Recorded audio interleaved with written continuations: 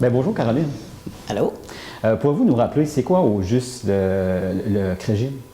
Le CREGIM, c'est l'acronyme de Conseil régional de l'environnement Gaspésie-Île-de-la-Madeleine. On est un organisme à but non lucratif. On a un financement statutaire qui nous vient du ministère de l'Environnement, puis on a une mission, en fait, la base première, c'est la protection de l'environnement. Mais tu sais qu'il y a des CRE, les conseils régionaux de l'environnement, il y en a dans toutes les régions du Québec. Ici, pour le territoire Gaspésie-les-Îles, nos bureaux sont à Bonaventure. OK. Le Conseil régional de l'environnement, ça existe depuis un bon bout, mais ça doit avoir pas mal évolué depuis le début, là. Oui, bien, la première charte est venue en 1977, puis constituait tout l'ensemble de l'Est du Québec. C'était le Conseil régional de l'environnement de l'Est du Québec. En 1995, le nom a changé pour Conseil régional de l'environnement Gaspésie-les-Îles. Puis, il y a un autre Conseil régional de l'environnement qui s'est créé dans le Bas-Saint-Laurent, qui existe maintenant depuis 1995. Fait que ici, on a la charte de 1977. Fait que c'est pas d'hier là, qu'on existe. Là. En fait, on est là, on est ici depuis 1995, nos bureaux sont à Bonaventure. Notre mission, c'est vraiment la protection de l'environnement. Donc, pour y arriver, on utilise beaucoup la concertation pour influencer un peu ce qui se passe en région. Puis, dans notre mandat, en fait, on va monter des projets, réaliser ces projets-là. Puis actuellement, on en a plusieurs en cours. Je pourrais te parler de la géoroute. La géoroute Gaspésie est actuellement en cours. On a un chargé de projet qui se promène sur l'ensemble du territoire, qui rassemble toutes les données, les données qui ont été prises et les notes qui ont été prises dans les dernières années. Puis on remonte jusqu'à 30 ans. Là. Puis ces données-là seront géoréférencées, puis avec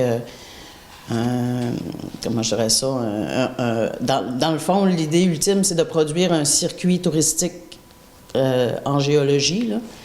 Ça fait que c'est quelque chose de très intéressant, mais là, on est quand même à la base première. Là, on est dans la première année, là, donc là, on est à établir et recenser les sites, les documenter, puis voir lesquels sont plus pertinents que d'autres pour en faire un circuit touristique. Là. Okay. Ensuite de ça, en 2018, on a eu une proposition du gouvernement qui faisait appel à plusieurs organismes pour loger dans chacune des régions du Québec des agents éco-leaders. Ces agents-là ont pour le mandat de se promener chacun sur leur territoire, de rencontrer les entreprises, de faire... de mettre en valeur celles qui ont des gestes éco-responsables ou l'éco-responsabilité est déjà au sein de leur entreprise, ainsi qu'accompagner ceux ou celles qui voudraient adopter des comportements éco-responsables. Il y a du financement de rattacher à ça. Le ministère a mis des enveloppes pour chacune des régions, pour l'ensemble du Québec. Puis notre agent peut accompagner gratuitement toute entreprise qui voudrait inclure des gestes éco-responsables dans son entreprise ou faire un portrait de développement durable, faire un diagnostic. Il y a plein de choses. Puis il y a différents volets pour le financement. Puis notre agent éco-leader est ici et en mesure d'accompagner ces entreprises-là. OK. Puis en plus, il y a comme une partie membre. Les personnes peuvent devenir membres du Oui, le CREGIM est un organisme à but non lucratif, donc peut avoir des membres. Ce qu'on appelle le membership. Le membership constitue un fonds régional en environnement. C'est une décision qui a été prise par le conseil d'administration il y a quand même plusieurs années, une vingtaine d'années, je dirais. Puis, tous les montants de membership sont déposés dans un compte distinct qui, lui, est redistribué à 100% dans notre région. Pour faire une demande au Fonds régional en environnement, faut juste être membre.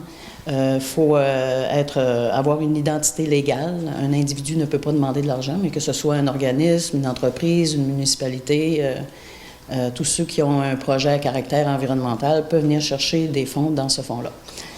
Ce qui est intéressant dans le Fonds régional en environnement, c'est que ce n'est pas des gros montants, c'est quand même le maximum de 2 000, mais ça constitue l'apport du milieu que l'organisme doit mettre dans son projet pour aller chercher des montants plus substantiels. C'est là où ça devient intéressant, parce qu'un organisme qui n'a pas d'argent, à investir dans un projet, c'est difficile d'aller chercher des subventions. C'est souvent le levier qui va faire lever d'autres programmes de financement. Là. Le membership, c'est annuel, puis c'est pas quelque chose de dispendieux. Tous ceux qui ont la protection de l'environnement à cœur peuvent devenir membres du CRE. Puis l'argent est 100% réinvesti dans notre communauté, en région.